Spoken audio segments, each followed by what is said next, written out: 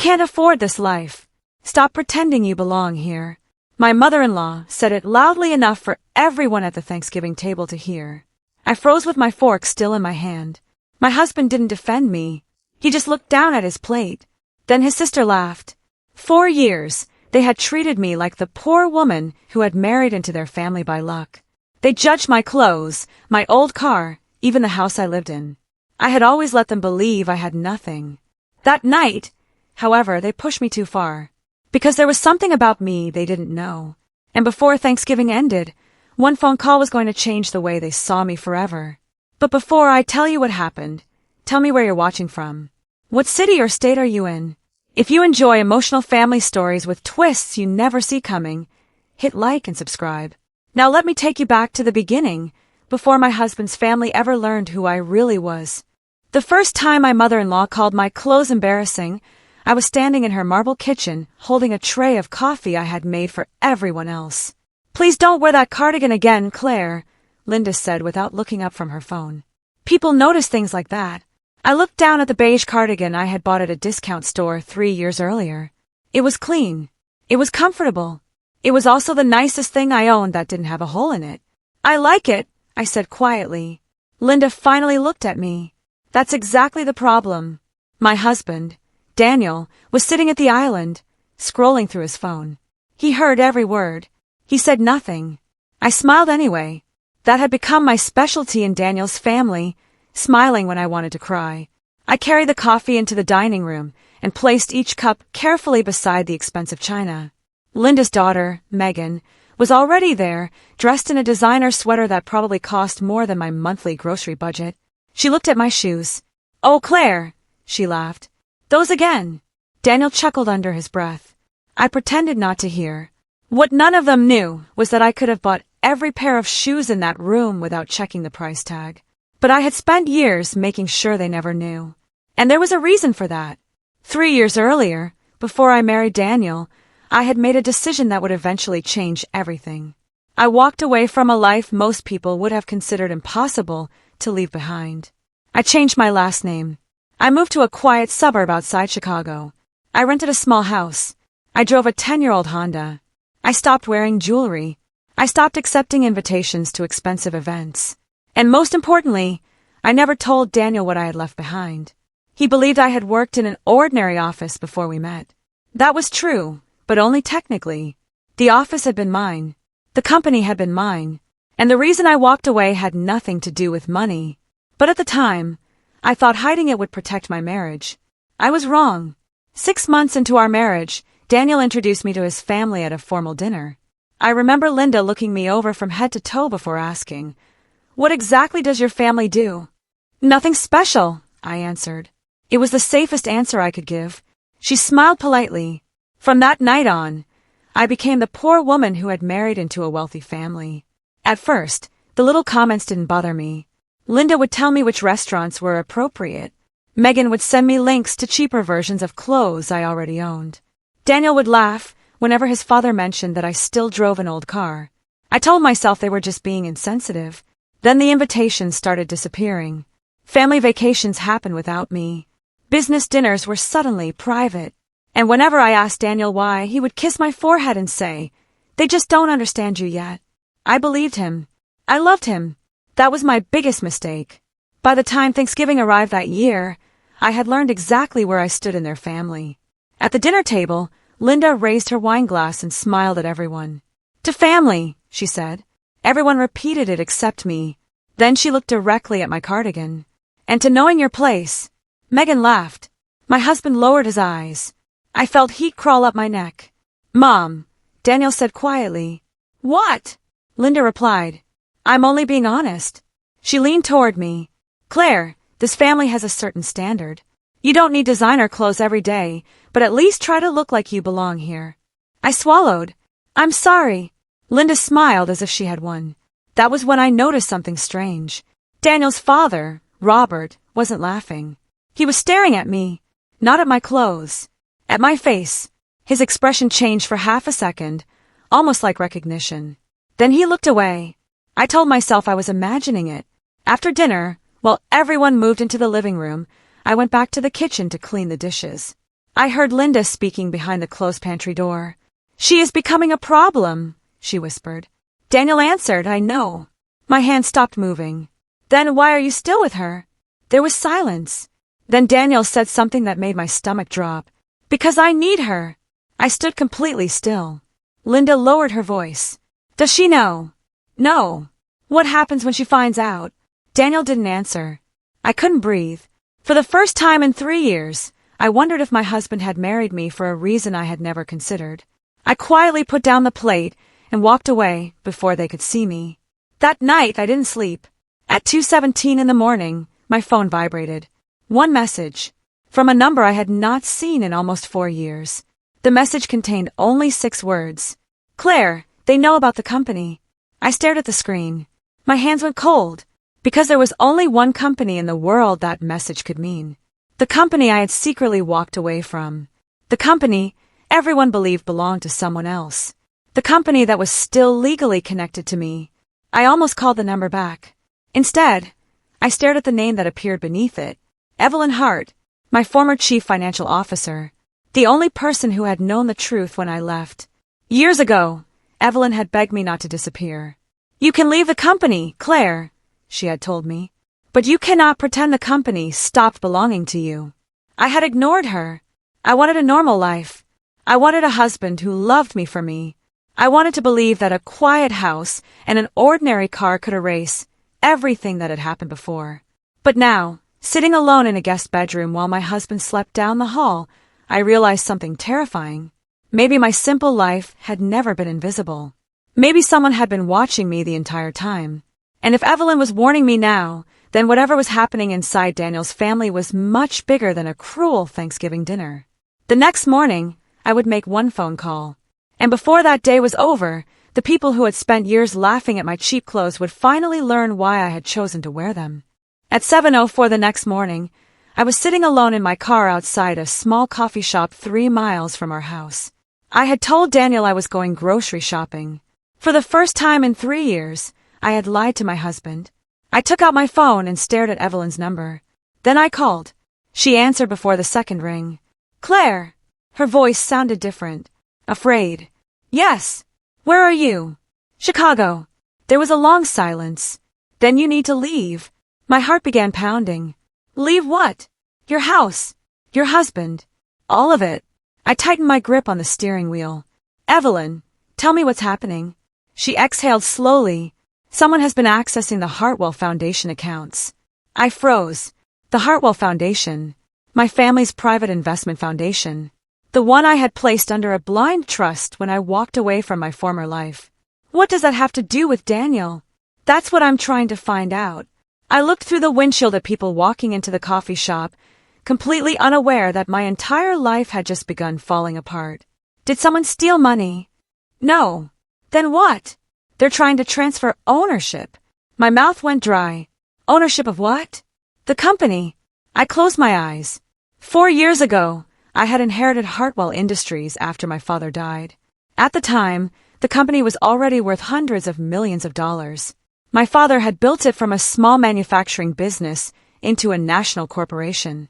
But after his death, I became the sole controlling owner. I hated what the money had done to my family. Everyone suddenly wanted something. Investors wanted access. Relatives wanted favors. Friends wanted loans. Even strangers wanted to become close to me. So I disappeared. I appointed a professional management team, placed my ownership into a protected trust, and created a new identity for myself. Then I met Daniel. He didn't know I was wealthy. Or at least, I had thought he didn't. Evelyn, I whispered, who is trying to transfer the company? I don't have proof yet, but you have a suspicion. Another silence. Daniel! I stopped breathing. No. Claire, listen to me. No. You're wrong. I hope I am. I hung up. I couldn't accept it. Daniel had been my husband for 3 years. He held me when my mother died. He made me breakfast when I was sick. He told me I was beautiful when I felt anything but. How could that man have married me because of money? Then I remembered what I had overheard. Because I need her. My stomach twisted. I drove home. Daniel was sitting at the kitchen table when I walked through the door. You took a while, he said. Traffic. He smiled. Did you get everything? Yes. I put the grocery bags on the counter. Then I looked at him. Daniel. Yeah. Do you love me? His expression changed. Just slightly. Of course I do. Why? He laughed nervously. What kind of question is that? Just answer me. He stood and walked toward me. I love you because you're you. I almost believed him. Almost. Then his phone rang. He looked at the screen. His face went pale. Who is it? I asked. Work. He walked into the hallway. I watched him answer. Hello. His voice became quieter. No. She doesn't know anything. My blood turned cold. He turned around. Our eyes met. The phone slowly lowered from his ear. Neither of us spoke. Then he whispered, Claire. I stepped backward. What doesn't she know? He didn't answer. What doesn't she know, Daniel? He put the phone down. It's not what you think. I laughed once. A broken, bitter laugh. That is exactly what people say when it is what I think. He moved toward me. Please. Did you know who I was before we got married? No. Did your family know? No. Then why were you talking about me like I was some kind of business problem? His face changed. That was my answer. I walked upstairs. Claire, wait. I ignored him. Inside our bedroom, I opened the closet and pulled out the old leather suitcase I hadn't touched since our wedding. At the bottom was a black folder. Inside it were documents I had promised myself I would never need again. Corporate ownership papers, trust documents, bank statements, and one photograph of my father standing in front of Hartwell Industries. I stared at the signature on the final page. Claire Hartwell, controlling owner. My hand stopped shaking. For 3 years, I had allowed everyone to believe I was poor. I had allowed them to laugh at my clothes. I had allowed them to judge my old car. I had even allowed my husband's family to believe I was lucky to be invited into their world. But they had misunderstood something very important. I had never wanted their world, because I had built my own. My phone rang again. This time, it wasn't Evelyn. It was my father's former attorney. I answered, Ms. Hartwell, I'm sorry to contact you this way. I stared at the documents in front of me. What happened? We discovered an attempt to change the controlling ownership structure of Hartwell Industries. Who authorized it? He hesitated. Then he said 4 words that made my blood run cold. Your husband's legal team. I closed my eyes. Daniel wasn't just hiding something. He had been planning something. And suddenly, Thanksgiving wasn't the beginning of this story. It was the moment they realized their plan might be in danger. I put the documents back into the suitcase.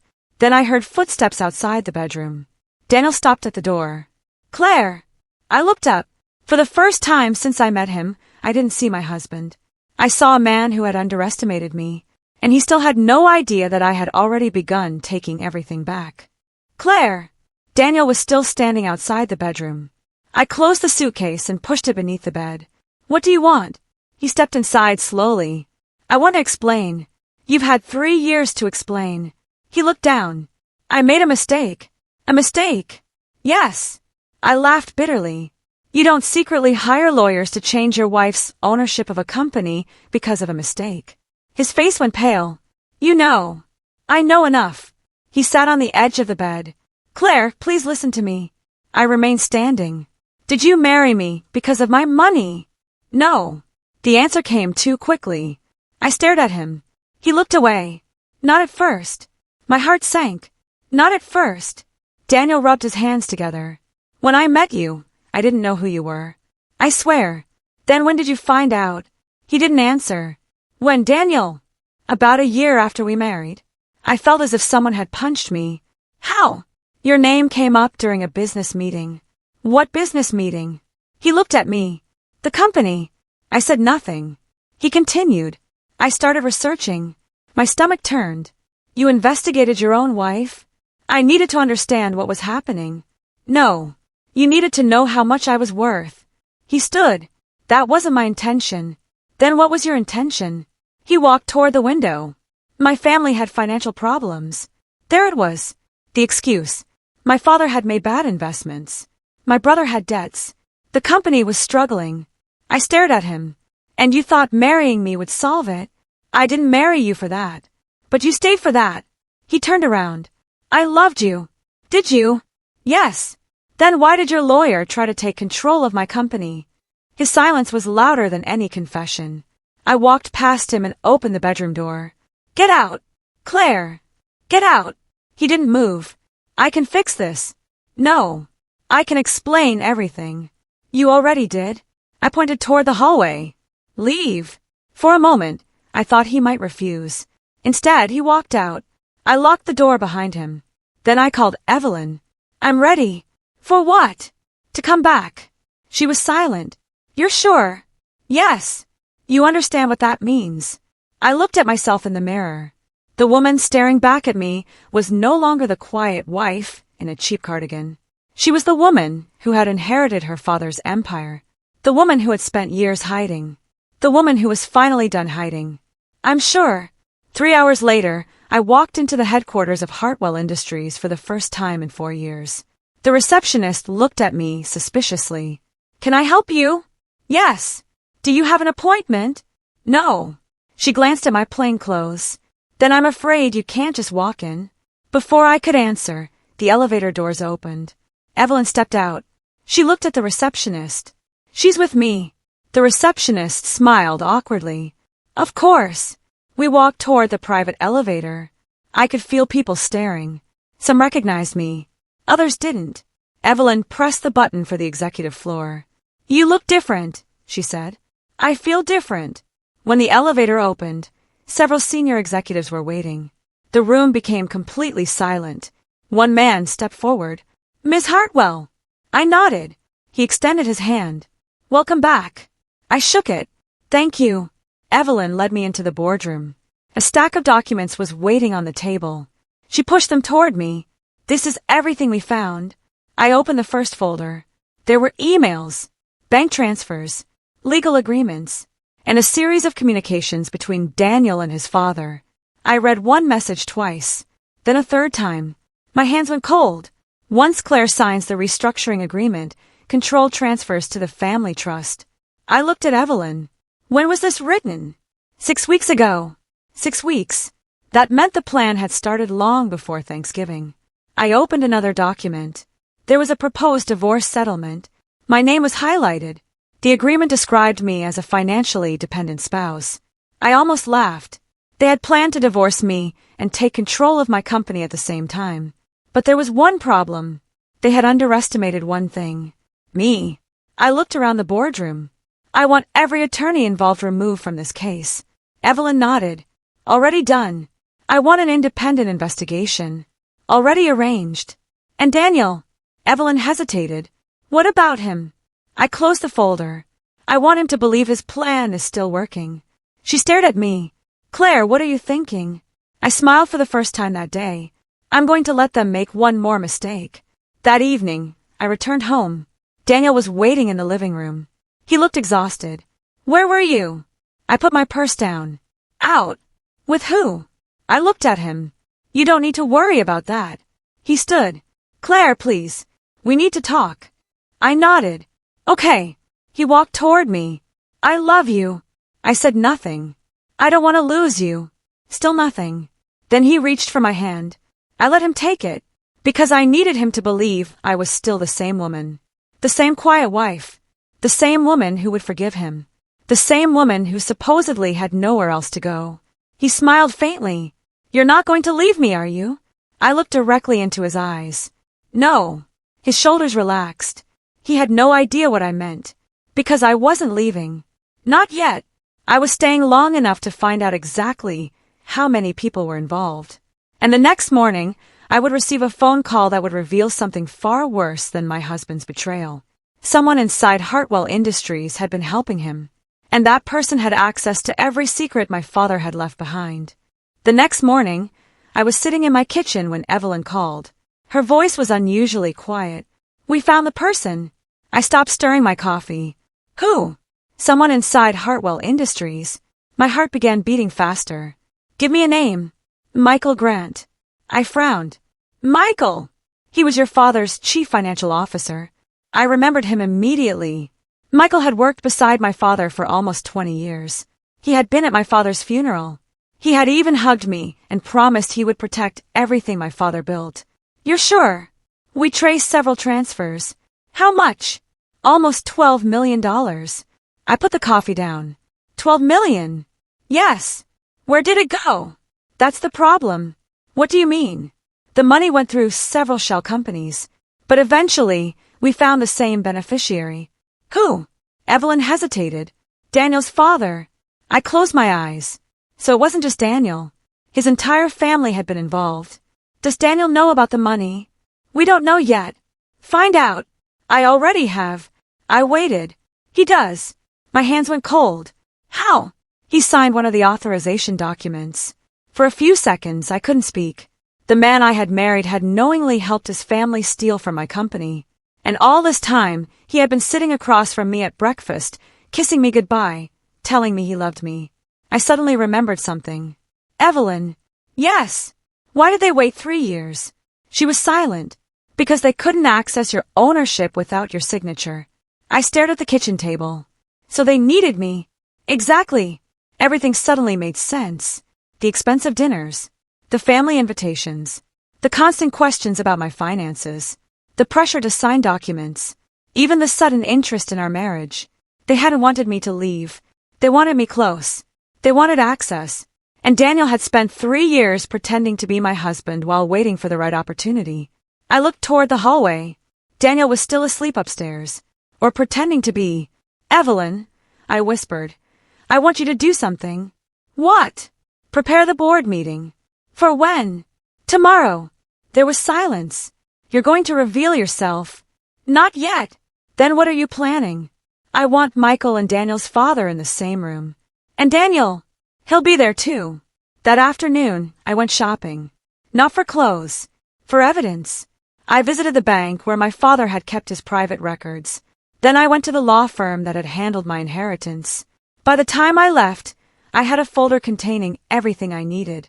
My father's original will, the trust agreement, the ownership structure of Hartwell Industries, and one document that could destroy the entire plan, a handwritten letter. My father had written it 2 weeks before he died. I had never read it. The attorney had kept it sealed until I returned.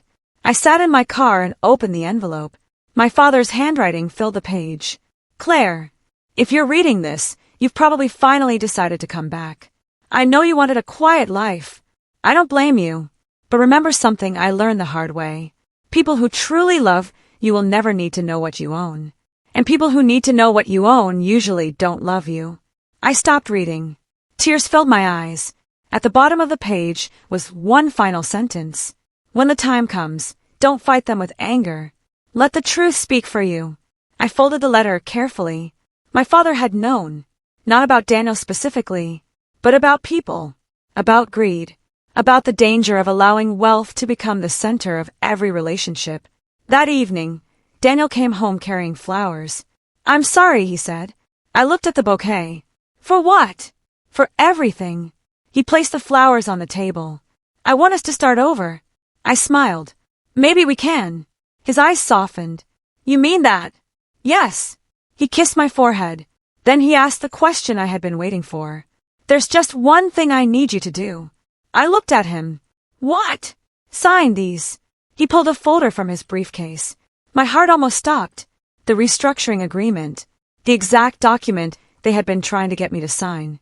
I picked it up. What's this? It protects us. From what? Financial problems. I looked at the first page, then at my husband. Daniel. Yes. Do you really think I'm that stupid?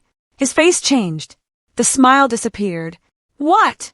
I closed the folder. You should leave. Claire. Leave my house. This is my house too. No. I looked him directly in the eyes. It stopped being your house the moment you decided to steal from me. He froze. For the first time, I saw fear in his eyes. How much do you know? Enough. He stepped backward. You don't understand. I understand everything. No, you don't. He raised his voice. You think you're better than us because you have money? I smiled sadly. No, Daniel. I picked up the folder. I think I'm better off without people who only love what they think I own. He stared at me. Then his expression changed again. He suddenly looked calm. Too calm. You're making a mistake. Maybe. He walked toward the door. Before leaving, he turned around. You have no idea what you've started. I watched him disappear. Then my phone rang. It was Evelyn. Claire, what happened? There's a problem. What? We found another transfer. How much? $28 million. I froze. Where did it go? Evelyn's voice dropped. It went to an account registered under your name. My blood ran cold. What? Someone has been moving money through an account that appears to belong to you. I stared at the front door. Someone wasn't just trying to steal my company anymore. They were trying to frame me. And if they succeeded, I wouldn't just lose Hartwell Industries. I could lose my freedom. For several seconds, I couldn't speak. An account in my name. $28 million. Money I had never seen. Money someone had deliberately moved through an account connected to me. Evelyn, I finally said, are you absolutely certain? Yes. Could it be a mistake? No. We checked the account number twice. It was opened using your old identification documents. I felt a chill. My old documents? Those were destroyed years ago. Apparently not all of them. I walked to the kitchen window. Outside, everything looked normal. A neighbor walked her dog. A delivery truck stopped across the street. Nobody looking at my quiet house would have guessed that $28 million had just been placed under my name. What happens now? I asked. If authorities see those transfers without understanding what happened, they could assume you were involved. So I could be charged. If we don't prove who did this first. I closed my eyes. This was no longer about my marriage. Someone had studied my past, found documents that should no longer exist, created an account using my identity, and moved enough money through it to make me look guilty. Freeze everything, I said. That could create chaos. Let it. I want every account connected to Hartwell Industries frozen. Every transfer. Every shell company. Evelyn was silent. Then she said, there's something else. What? The account wasn't opened recently. My heart sank. When? 3 years ago. 3 years. The same year I married Daniel. Who opened it? We're tracing the signature. I stared at the wall. Evelyn, I think I know who. I ended the call. For the next hour, I sat alone. 3 years ago, Daniel met me. Daniel married me. And someone opened a secret account using my identity. The timing couldn't be a coincidence. But suspicion wasn't proof. I called the attorney who had handled my identity change. Mr. Collins, did Daniel ever have access to my old identification documents? There was a pause. He shouldn't have. That wasn't my question. Another silence. After your wedding, you asked us to send several documents to your home. I remember. Your husband signed for the package. My heart dropped. What documents? Copies of your old passport, your father's estate records, and trust documents. I closed my eyes. 3 years earlier, I had been visiting my mother when the package arrived. Daniel told me he had put everything in the safe. I had trusted him. I had never checked. Mr. Collins, I need those records. You'll have them tonight. After the call, I went into our bedroom. Daniel had left his briefcase behind. I had never searched through his things before. Now I opened it. Inside were business papers, receipts, a laptop, and several folders. Then I found a thin black envelope. Inside was a photocopy of my old passport, my old photograph, my old signature, and a bank document. The account number matched the one Evelyn had mentioned. My hands began to shake. Someone had used my identity, and Daniel had access to it. But something was wrong. The signature on the bank form wasn't mine. It was close, but the final stroke was different. Someone had forged it. I photographed everything and put it back exactly where I found it. Then my phone vibrated. Unknown number, you need to stop digging. Another message appeared. Unknown number, your husband isn't the person you should be afraid of. I typed, who are you? 3 dots appeared, then disappeared. A minute later, unknown number, ask your father's lawyer what happened the week before he died. I froze. My father's death had always been considered natural. He had been sick.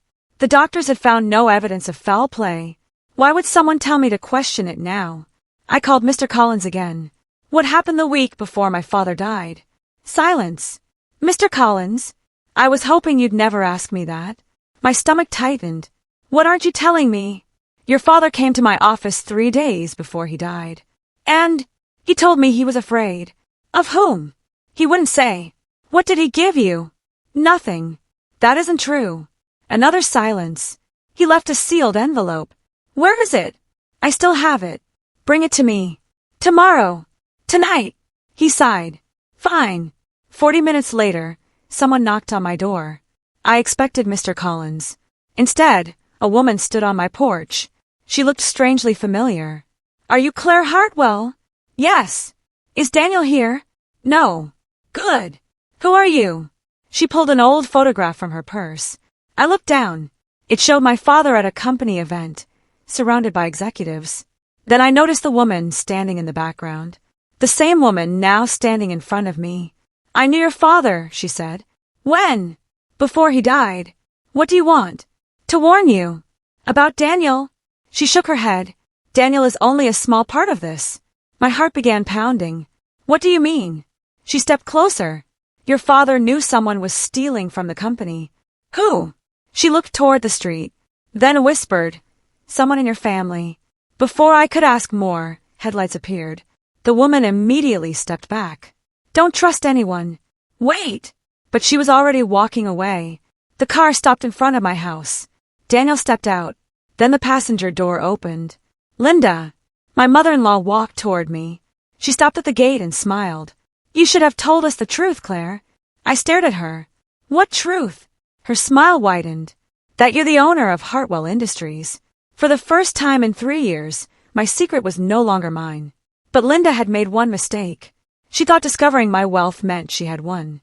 She had no idea I had already discovered theirs. Linda stood at the gate with Daniel beside her. You should have told us the truth, Claire. I looked at her calmly. What exactly do you think you know? Linda laughed. Don't insult my intelligence. Daniel remained silent. He wasn't surprised. He had known his mother was coming. We know everything now, Linda continued. The company, your father's estate, the trust, and what exactly do you want? Linda smiled. What any family would want. I almost laughed. You stopped treating me like family a long time ago. Her expression hardened. Don't make this emotional. I'm not. I'm making it factual. I looked at Daniel. I'm making it factual. You had hundreds of millions of dollars and chose to hide it from your husband. I didn't hide it to deceive him. Then why? I looked at Daniel. Because I wanted to know whether he loved me without knowing what I owned. Nobody spoke. Linda looked at her son. Daniel's face fell. And now you know, I said. Linda's eyes narrowed. You manipulated him. No. You lied about your identity. I protected it. You made him believe you were poor. I never told him I was poor. That silenced her. Daniel stepped forward. Claire, this isn't how we should handle this. You had 3 years to handle it honestly. I made mistakes. You made plans. His face tightened. I was trying to protect my family. By stealing from mine. He had no answer. Linda stepped between us. Enough. She pulled a folder from her purse. We have evidence that you authorized several transfers.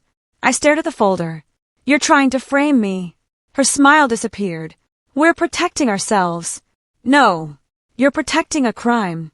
For the first time, Linda looked nervous. You're afraid, I said. I'm not afraid of you. You should be. Daniel grabbed my arm.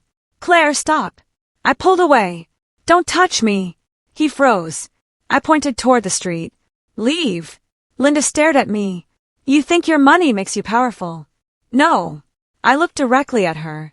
Evidence does. They finally left. That night, I met Evelyn and Mr. Collins at a private office downtown. A sealed envelope from my father sat on the table. Mr. Collins pushed it toward me. Your father instructed me to give you this only if you return to the company. I opened it. Inside was a document and a photograph. I recognized 3 people immediately. My father, Michael Grant, and Daniel's father. There was also a 4th man I didn't recognize. I turned the photograph over. My father's handwriting was on the back. They are working together. I stared at the words. Who is the 4th man? Mr. Collins looked uncomfortable. Richard Vale. Who is he? A private investor. Evelyn shook her head. Not just an investor. I looked at her. What do you mean? Richard Vale helped finance several of Daniel's father's businesses. I felt a chill. So they're connected? Yes. Mr. Collins pointed to the document. There's more. It was a confidential agreement dated 2 weeks before my father's death. My father had discovered that millions were being diverted from Hartwell Industries through companies controlled by Richard Vale. But something else caught my attention. The agreement mentioned my name. I read the sentence twice. If Claire returns, control must remain protected until she is fully informed. My father had expected something like this. He knew, I whispered. He suspected, Mr. Collins corrected. I looked at the photograph again. Then I noticed something. Daniel wasn't in it. Neither was Linda. But Daniel's father was. That meant Daniel might not have started the scheme. He might have inherited it. For the first time, I wondered if my husband had been both betrayer and pawn. Evelyn, what if Daniel didn't know everything? He knew enough.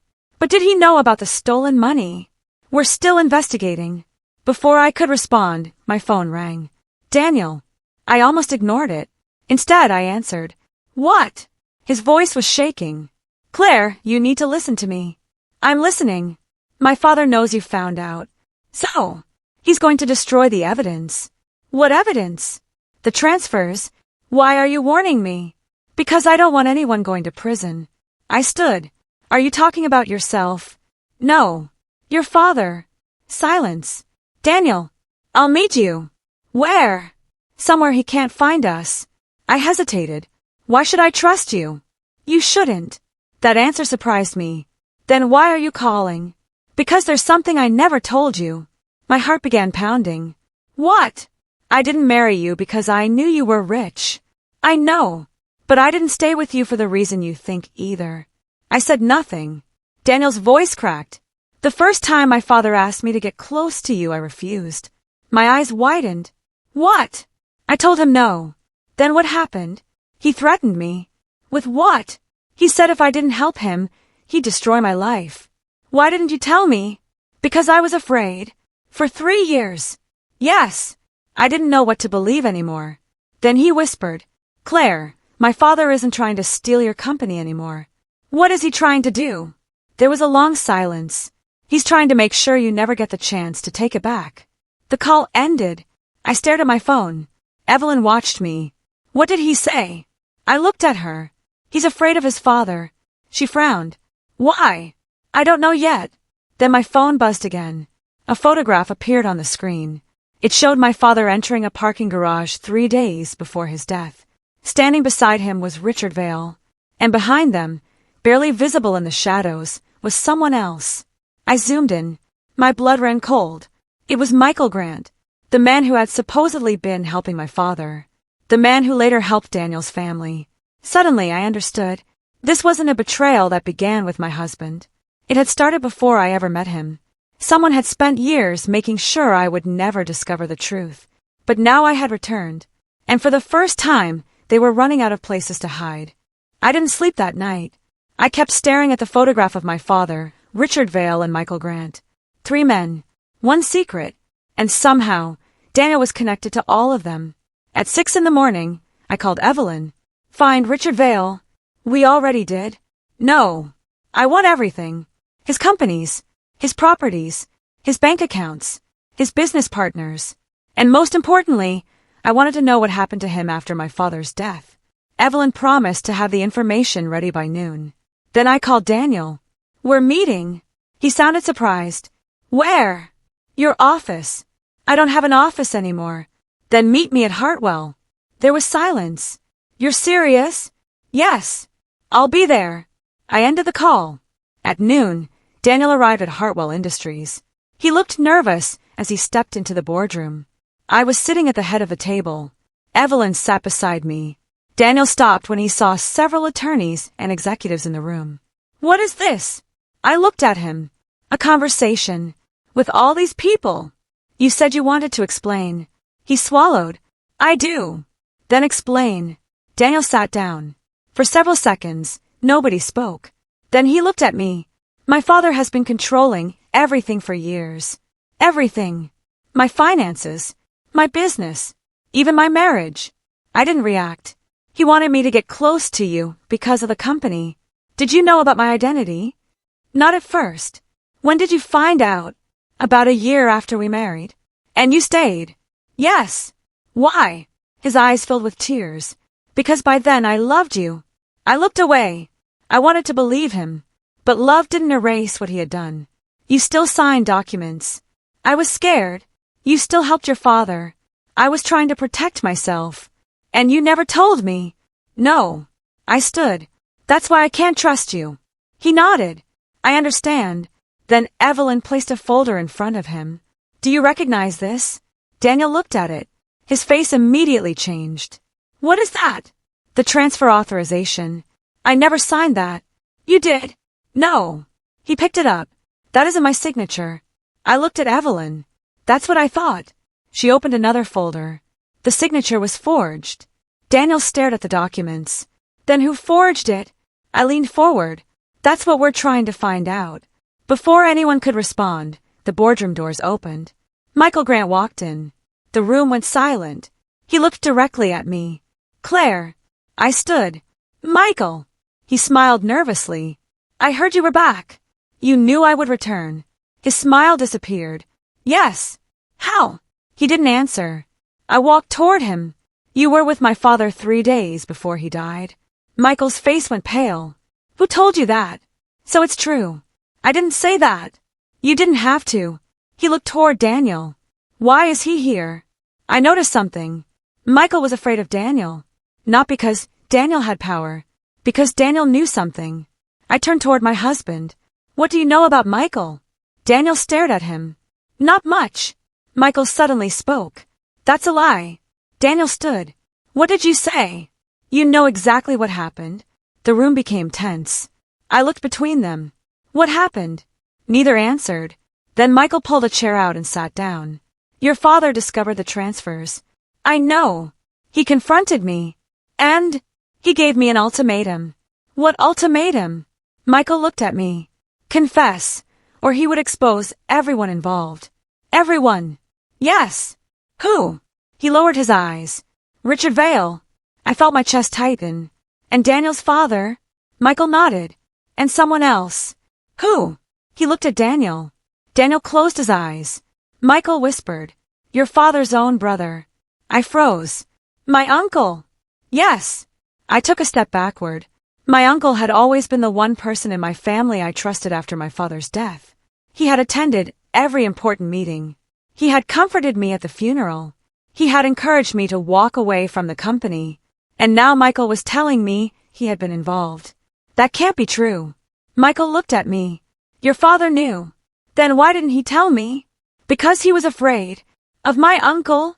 No. Michael's voice became barely audible. Of what your uncle would do if you found out. The room went silent. Then Evelyn's phone rang. She answered. Her expression changed immediately. She looked at me. Claire. What? We found the missing money. Where? She swallowed. Not in Richard Vale's accounts. Then where? She looked at Daniel. Your uncle's. My heart stopped.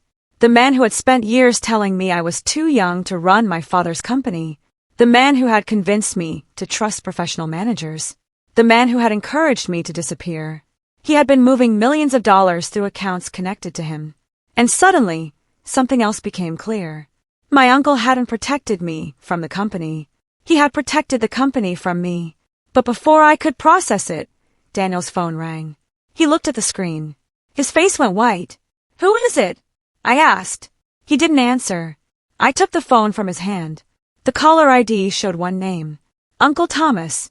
I answered. Nobody spoke. Then a man's voice came through. Claire, if you want to know why your father really died, come alone. The call ended. I stared at the screen. Evelyn immediately stood. You're not going. I looked at her. I have to. No. This is what we've been looking for. Daniel stepped closer. I'm coming with you. I looked at him. I don't know if I can trust you. You don't have to. He looked terrified. But if my father and your uncle are working together, you're walking into something none of us understand. I looked around the room. 4 years, I had run from my family's wealth because I believed money was the source of all my problems. Now I understood. Money wasn't the problem. It was the people willing to destroy others to possess it. I picked up my coat. Then let's find out what my uncle has been hiding. And as I walked toward the door, I received one final message from the unknown number. Don't go to the meeting. Then another message appeared. Your uncle isn't the one who killed your father. I stopped. My blood ran cold. Because if that was true, then someone else had been hiding in the shadows all these years. I stared at the message on my phone. Your uncle isn't the one who killed your father. My hands went cold. If Uncle Thomas wasn't responsible, then who was? Evelyn stepped closer. What does the message say? I showed her. Claire, this is getting dangerous. I know. Daniel looked at me. Don't go alone. I turned toward him. Then come with me. He looked surprised. You trust me? No. I picked up my coat. But I need someone who knows your family. 20 minutes later, we arrived at an old country club outside the city. My uncle was waiting in a private room. He looked older than I remembered. Claire, you called me. Tell me the truth. He looked at Daniel. Why is he here? Because I don't trust him enough to leave him behind. Daniel lowered his eyes. My uncle sighed. Your father knew Michael and Richard were stealing from the company. I already know that. You don't know everything. Then tell me. He leaned forward. Your father discovered that company funds were being used to buy properties under other people's names. Whose names? Mostly people connected to your husband's family. I looked at Daniel. He closed his eyes. My father. Yes. I turned back to Thomas. Why didn't you tell me? Because your father told me not to. Why? He believed you were being watched. My heart stopped. By whom? Michael. I frowned. Michael. He wasn't working alone. Who was helping him? My uncle hesitated. Someone inside your father's security team. I felt a chill. What does that have to do with his death? Thomas looked down. The night before your father died, he called me. What did he say? He told me he had found the person behind everything. Who? He wouldn't tell me over the phone. He asked me to meet him the next morning. Did you? No. Why? I received a call from your father that morning. What did he say? He told me not to come. Why? He said someone was already inside the house. I froze. Inside his house? Thomas nodded. He told me to stay away from him. What happened after that? He died that afternoon. Silence filled the room. All these years, I had believed my father died because of his illness. But someone had been inside his house. Someone he feared. Why did you never tell me? Because I was afraid. Of what? Thomas looked at Daniel. Of the people who had already reached your husband. Daniel stood. What does that mean? Thomas looked at him. Your father wasn't the only one involved. Daniel's face went pale. My father? Yes. He was involved before I ever met Claire. Thomas nodded. I looked at my uncle. Who was inside my father's house? I don't know. But you know something. Thomas reached into his jacket and pulled out a small envelope. I found this after your father's death. He placed it on the table. I recognized the handwriting immediately. My father's. I opened the envelope. Inside was a photograph. My father stood in his study. Behind him was a large bookshelf. In the window's reflection, I could see the shadow of another person. I looked closer. A familiar watch was visible on the man's wrist. Daniel suddenly stood. That watch. I looked at him. What? My father owns one exactly like it. The room went silent. I stared at the photograph. Are you saying your father was in my house the night mine died? I don't know. Daniel looked terrified. But that's his watch. My phone vibrated. Another message. Now you know where to look. I typed. Who are you? The reply came immediately. Someone your father trusted. Then another message appeared. Check the security records from that night. I looked at my uncle. Where are the security records? He shook his head. Your father's system was wiped. Who wiped it? I don't know. Daniel suddenly spoke. There was one person who had access. Who? Michael Grant. My heart sank. Michael had controlled the financial records. He had worked with Richard, and he had access to the security system. But something still didn't make sense. If Michael was behind everything, why had the unknown person warned me that my uncle wasn't the killer? Unless Michael wasn't the killer either. Then who was? We returned to Hartwell Industries. Evelyn was waiting. I found something. She placed a tablet on the table. We recovered part of the old security footage. I watched the screen. The footage was damaged. Most of it was black. Then, for 3 seconds, the image became clear. My father's front door opened. A man entered. I couldn't see his face, but I could see his watch. Daniel stepped closer. That's my father's watch. I stared at the screen. 3 seconds. That's all we had. But it proved Daniel's father had been inside my father's house. Then Evelyn suddenly froze. Claire! What? She pointed at the timestamp. The recording isn't from the night your father died. My heart began pounding. When is it? 2 days before. I stared at the screen. Someone had entered my father's house before his death. And they weren't there to kill him. They were looking for something. I remembered my father's letter. When the time comes, don't fight them with anger. Let the truth speak for you. Maybe my father had left one final piece of evidence. Something they had never found. And if I could find it first, I might finally learn who was really responsible for his death. But before we could search the house, Evelyn received an urgent call. She listened for a few seconds, then looked at me. Claire, we have a serious problem. What? Someone just accessed your father's private vault. My blood ran cold. Who? Evelyn looked at the security report, then whispered, Your husband? Your husband? Evelyn's words echoed through the room. I stared at her. Daniel accessed my father's private vault? She nodded. 23 minutes ago. I turned toward Daniel. He looked completely stunned. I didn't. Then why does the security system show your access code? I don't know. You expect me to believe that? Yes. He stepped closer. Claire, I swear I didn't go anywhere near that vault. I wanted to believe him, but the evidence said otherwise. Evelyn opened the security report. His code was entered at 9:42. Daniel shook his head. I was with you. You left the room for almost 10 minutes. To make a phone call. Who did you call? My lawyer. I looked at Evelyn. Can we trace it? She nodded. Already did. She turned the laptop toward me. The call wasn't to Daniel's lawyer. It was to an unknown number registered to a company owned by Richard Vale. My stomach tightened. Daniel looked at the screen. That isn't my number. Then someone used your phone. He stared at me. I told you my father controls everything. I said nothing. Evelyn opened another file. The vault was accessed remotely. I frowned. Remotely? Yes. Someone copied Daniel's access credentials. Daniel's expression changed. Then my father has them. Maybe, Evelyn said. But there's more. She opened the vault camera footage. A figure appeared on the screen. A man in a dark coat entered the vault. His face was hidden. He opened one of the drawers. Then he stopped. He seemed to realize someone was watching. He looked directly at the camera. And then he removed a small black box. The footage ended. What was in that box? I asked. Evelyn shook her head. We don't know. I stared at the screen.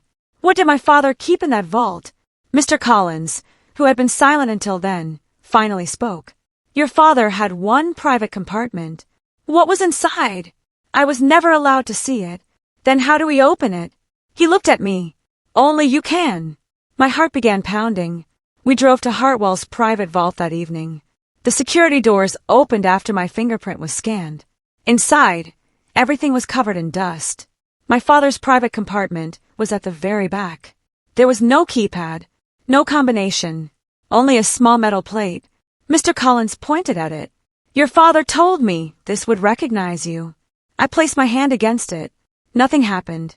Then I remembered something. My father's letter. When the time comes, don't fight them with anger. Let the truth speak for you. I looked at the plate again. There was a tiny indentation beneath it. I pressed my father's old signet ring against it. A click echoed through the room. The compartment opened. Inside was a single envelope. My name was written across it. Claire. I picked it up with trembling hands. Your father wanted you to have that, Mr. Collins whispered. I opened it. Inside was a letter. Claire, if you're reading this, then the people I feared have finally come for you. I need you to understand something. The person you believe is responsible may not be the person who started this. I stopped. Evelyn leaned closer. I continued reading. There is someone inside our family who has been working with people outside the company. I couldn't expose him without putting you in danger. My hands began shaking. Trust no one who suddenly becomes interested in your wealth. I looked at Daniel. He looked away. Then I reached the final paragraph. If something happens to me, find the original ledger. It contains every payment, every name, and every secret. My heart raced. Where is the ledger? I turned the page. There was only one sentence. The person who has it is the one you least expect. I stared at the words. Then I heard footsteps outside the vault. Everyone froze. Evelyn turned off the light. The footsteps stopped. Someone was standing outside. Daniel whispered, "Don't move." The vault door slowly opened. A shadow appeared. Then the lights came on. I gasped. It was Linda, my mother-in-law. She looked directly at me. "You found it." I stepped backward. "What are you doing here?" She smiled. "You have no idea how long I've been waiting for you to open that compartment." Daniel looked at her in shock. "Mom!" She ignored him. I stared at her. "You knew about the vault." "Of course." "How?" Linda slowly walked toward me. "Because your father told me." My blood ran cold. "My father knew you?" She smiled. "Your father knew me very well." Daniel looked confused. "Mom, what are you talking about?" Linda finally turned toward him. "You were never supposed to marry her." Daniel froze. "What?" "You were supposed to get close to her." I felt my heart sink. Linda looked at me. "But then my son made the mistake of falling in love with you." Daniel's face went pale. "Mom," she continued, "that complicated everything." I stared at her. "You were behind all of this." She smiled. "No, Claire." Then she reached into her purse and pulled out the black box. The same box we had seen in the security footage. She placed it on the table. "This belonged to your father." I stared at it. "What is inside?" Linda looked at me. "The proof you've been searching for." She opened the box. Inside was a small digital recorder, and beneath it was a photograph. I picked up the photograph. My father stood beside Richard Vale. Beside them was Michael Grant, and standing next to them was Linda, my mother-in-law. I looked at her in disbelief. "You were there?" "Yes." "When?" "The night your father discovered everything." Daniel stared at his mother. "You lied to me." Linda's expression remained cold. "I did what I had to do." I looked at the recorder. "What does it contain?" Linda smiled. "Your father's final conversation." I pressed the button. Static filled the vault. Then my father's voice came through. "If you're hearing this, Claire, then they've already betrayed you." I held my breath. His voice continued. "And the person you should fear most?" The recording suddenly stopped. I looked at Linda. She was smiling. Then the vault door slammed shut behind us, and the lights went out. The lights went out. For a moment, nobody moved. Then I heard Daniel shout, "Mom!" Linda didn't answer. I reached for the digital recorder. A second later, emergency lights flickered on. Linda was gone. The vault door was still closed. "How did she disappear?" Daniel asked. Evelyn rushed to the control panel. She triggered the emergency release. "Can we open it?" "Not from here." I looked at the recorder in my hand. My father's final message was still waiting. I pressed play. Static filled the vault. Then my father's voice returned. "If you're hearing this, Claire, then they've already betrayed you." I held my breath. "The person you should fear most is not Richard Vale." A pause. "It's someone you've trusted your entire life." I looked at Daniel. His face was pale. My father's voice continued. "Thomas is not your enemy." I froze. "My uncle." The man I had suspected for years. My father had just cleared him. "Michael Grant is guilty of theft, but he is not the mastermind." I looked at Evelyn. "Then who?" The recording continued. "The person behind everything is the one who has always had access to our family." My heart began pounding. Then my father's voice became weaker. "Claire, if you ever discover the truth, remember this." A long pause. "Your mother was never the person you believed her to be." The recording stopped. Nobody spoke. "My mother." Daniel stared at me. "I thought your mother died years ago." "She did." I looked at the recorder. What could my father have meant? Evelyn suddenly stepped toward me. "Wait!" She took the recorder. "There may be another file." She pressed a button. A second recording appeared. This one wasn't my father's voice. It was a woman's. I recognized it immediately. My mother's. "I told you we couldn't keep hiding this forever." My heart stopped.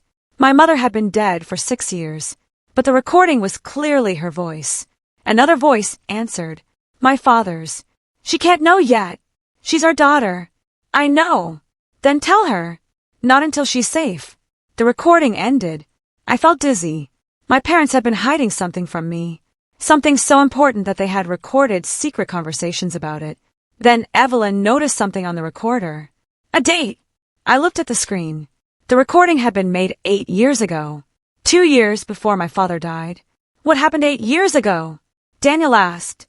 I suddenly remembered. That was the year my father transferred the first major portion of Hartwell Industries into a trust. It was also the year my mother disappeared from the company's public records. I looked at Mr. Collins. You knew. He lowered his eyes. What did my parents hide from me? He sighed. Your mother discovered the first theft. From the company? Yes. Who was responsible? Richard Vale. I frowned. But my father said Richard wasn't the mastermind. He wasn't. Then who was? Mr. Collins looked at me. Your mother believed it was someone much closer. Who? Before he could answer, the vault door suddenly opened. Uncle Thomas stood outside. He looked terrified. Claire, you need to leave. Why? Because Linda is going to the old Hartwell house. My heart stopped. What is there? The original company ledger. I stared at him. The ledger my father mentioned? Thomas nodded. Your father hid it there. Why didn't you tell me? Because I didn't know whether I could trust you.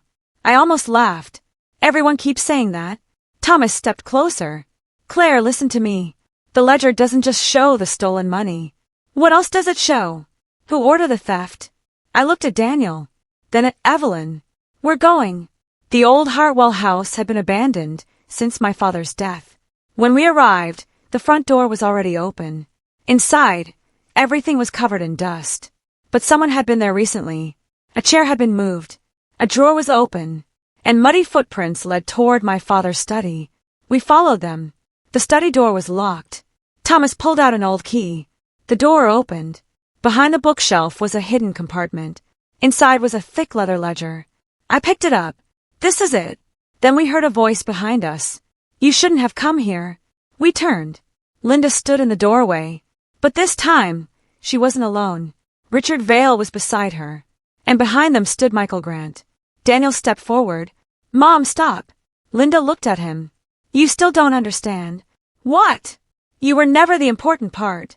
Daniel froze. Linda looked at me. The company was never the real target. Then what was? She smiled. Your father's secret. I tightened my grip on the ledger. What secret? Richard stepped forward.